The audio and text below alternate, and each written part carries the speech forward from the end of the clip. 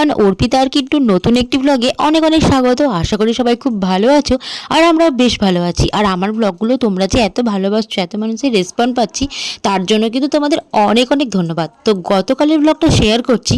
সকালবেলা দেখো রুটি আলুর তরকারি ক্ষীর নিয়ে বসে গেছি। মুখ চোখের অবস্থা দেখি বুঝতেই পারছো অনেকটা রাত্রি মোটামুটি জাগতে হয়, কারণ ঘুমটা তো আর আগের মতো কন্টিনিউ হয় না। তো যাই হোক, এখানে দেখো মা সকালবেলা আমাকে ব্রেকফাস্টে একটু ভারী খাবারই বানিয়ে দিয়েছিল। আর গতকাল কিট্টুর 1 মাস পূর্ণ হলো।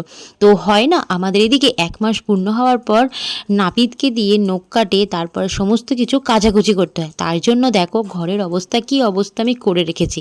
তো ওদিকে কাচাকুচি মা, তো ওদিকে আমাদের বাড়িতে দিদি আছে হেল্পিং হ্যান্ড, তো সে সব কিছু করছে। আর আমি এদিকে খুব সুন্দর করে কিট্টুকে স্নান করিয়ে দিচ্ছি। তো চলো তোমাদেরকে একটা জিনিস দেখাই। এটা হচ্ছে বালা। তো দুদিন আগে কিট্টুর ঠাকুমা দাদু এসেছিলেন, তারা কিট্টুর জন্য এই বালাটা নিয়ে এসছে। একটা সোনার জিনিসও বানাতে দিয়েছে, সেটা হয়ে গেলে তোমাদের সাথে শেয়ার করতে দেব। অবশ্যই শেয়ার করব সেটা কি বানানো হয়েছে। ওদিকে এই যে আমার মাথায় তো ঘুরতে থাকে কিট্টুকে নিয়ে কি করা যায়। তো 1 মাস পূর্ণ হয়েছে দেখে তার দেখতে পাচ্ছ 1 মাসের মধ্যে তার কত সাঙ্গপাঙ্গ জড়ো হয়েছে। এই যে এগুলো হচ্ছে সব কিট্টুর খেলনা। আর কিট্টু কিন্তু খুব ভালো একটা মেজাজে ছিল, কারণ গতকাল একটু গরম গরম ছিল, ঠান্ডাটা কম ছিল। তো ও স্নানটা না খুব ভালো করে এনজয় করেছে। তারপর দেখো এইসব খেলনা নিয়ে ও কিন্তু বেশ এনজয় করছিল। তাই আমিও ভাবলাম 1 মাসের একটা ফটোশ্যুট করে নিই। ও হ্যাঁ, তোমরা যারা আমার পেজে একদম নতুন দেখছো তাদেরকে বলবো পেজটা অবশ্যই ফলো করো, কারণ কিট্টুর বেবি মুনের ফটোশ্যুটগুলো কিন্তু খুব তাড়াতাড়ি চলে আসবে। তো ওদিকে যাই হোক, কিট্টুকে আমি মায়ের কাছে সন্ধ্যেবেলায় দিয়ে আমি কিন্তু রুমটাকে খুব সুন্দর করে গোছাতে শুরু করলাম। কারণ তোমাদেরকে তো আগেই বলেছি যে কিট্টুর কালকে মানে কিট্টুর জন্য যা যা জিনিসপত্র ছিল সব কিছু কাচানো হয়েছে। তো কাচিয়ে টাচিয়ে দেখো সব কিছু ক্লিন করছি। ঠান্ডার জন্য চারিদিকে যেহেতু পর্দা দিয়ে ঘেরা ছিল, আর এখন ঠান্ডাটা একটু কমেছে, তাই ভাবলাম পর্দাগুলো সরিয়ে ঘরটা একটু সুন্দর করেই অর্গানাইজ করে ফেলি। তো এই হলো ফাইনালি। দেখো বাড়িতে বাচ্চা ছেড়ে থাকলে তো সবসময় সব কিছু ঠিকঠাক হয়ে ওঠে না। তো মোটামুটি এইভাবে আমি গুছিয়ে কমপ্লিট করতে পেরেছি।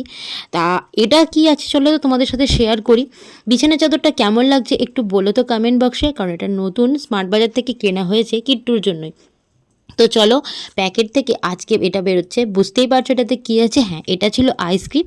আর ডমিনোস থেকে সুমন নিয়ে এসেছিল পিৎজা। সুমন গিয়েছিল কলকাতা, আর আমি অনেক দিন থেকে না পিৎজা খাবো খাবো করছি। কিট্টু যখন আমার পেটে ছিল তখন পিৎজা খাবার যা ক্রেভিং হয়েছিল সেই ভিডিও তো তোমাদের সাথে শেয়ার আমি করেইছি। তো যাই হোক, আবারও খেতে ইচ্ছা করছিল দেখে সুমন কিন্তু বাড়িতে নিয়ে চলে এসছে।